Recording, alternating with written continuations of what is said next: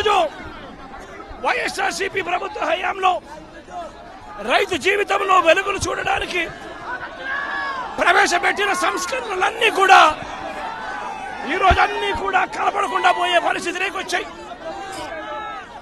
ఈరోజు గ్రామాలలో ఆర్బీకే వ్యవస్థ ఈరోజు గ్రామాలలో నిర్వీర్యమైపోయిన పరిస్థితి. ఈ వ్యవస్థ నిర్వీర్యమైపోయిన పరిస్థితి.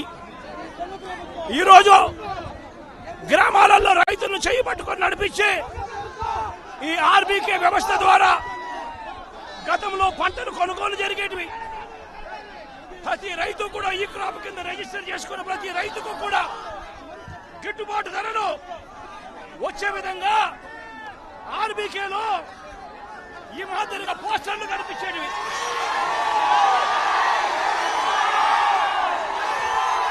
ప్రతి ఆర్బీకేలో కూడా ఈ మాదిరిగా పోస్టర్లు కనిపించేటివి. ఈ గిట్టుబాటు ధరల కంటే కూడా తక్కువ రేటుకు ఏ రైతు అమ్ముకోవాల్సిన పరిస్థితి వచ్చేది కాదు. ఒకవేళ అమ్ముకోవాల్సిన పరిస్థితి ఏ రైతుకైనా ఉంటే ఆ రైతు ఆర్బీకేకి వచ్చి రిజిస్టర్ చేసుకుని 1907కు ఫోన్ చేస్తే చాలు, ఆ రైతులకు వెంటనే ప్రభుత్వం జోక్యం చేసుకుని పంటలు కొనుగోలు చేసే పరిస్థితి.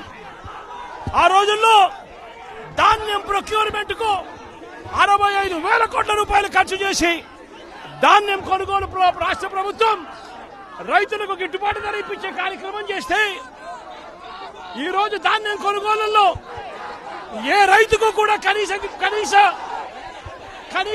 ధర రాలేదు. ప్రతి ఇతర పంటల కొనుగోలుకు వైఎస్ఆర్సీపీ ప్రభుత్వ హయాంలో 7,000 కోట్ల రూపాయల పైచీలకు ఇతర పంటల కొనుగోళ్ల కోసం ఖర్చు చేసి ప్రతి రైతును కూడా ఆదుకున్న పరిస్థితి మా ప్రభుత్వంలో ఉంటే ఈ రోజు రైతులకు గిట్టుబాటు ధర ఇప్పించాలన్న ఆలోచన లేదు. ఆర్బీకేల ద్వారా కొనుగోలు చేయాలి అన్న ఆలోచన లేదు.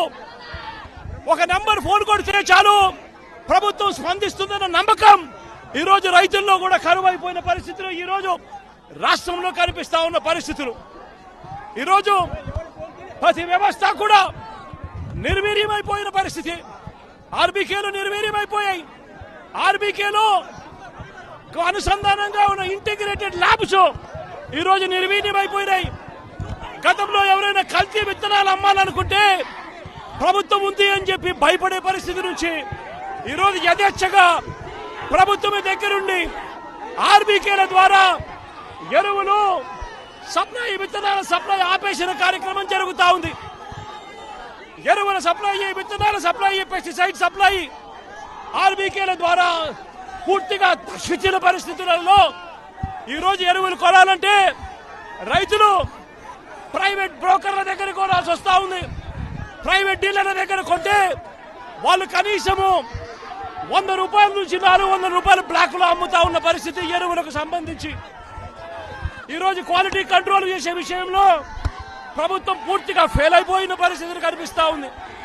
నాణ్యమైనవి మాత్రమే అమ్మే పరిస్థితి గతంలో ఆర్బీకేల ద్వారా చేస్తే రాష్ట్ర ప్రభుత్వం ఈ రోజు నాణ్యమైనటివి ఏవి కూడా రైతులకు సప్లై కాకుండా ఉండే పరిస్థితి ఈ రోజు రాష్ట్రంలో నెలకొని ఉంది. ఇప్పటికైనా రాష్ట్ర ప్రభుత్వం కళ్ళు తెరిచి రైతులకు పెట్టుబడి సహాయం కింద వాళ్ళు ఇస్తామని చెప్పిన పీఎం కిసాన్ కాక 20,000 రూపాయలు ఏదైతే ఇస్తామని చెప్పారో అది కూడా రైతులను మోసం చేసిన పరిస్థితిలో ఈ రోజు రాష్ట్ర ప్రభుత్వం కనిపిస్తా ఉంది. రైతులకు ఈ రోజు 0 వడ్డీ రాని పరిస్థితి ఈ రోజు రైతాంగం మీద కనిపిస్తా ఉంది.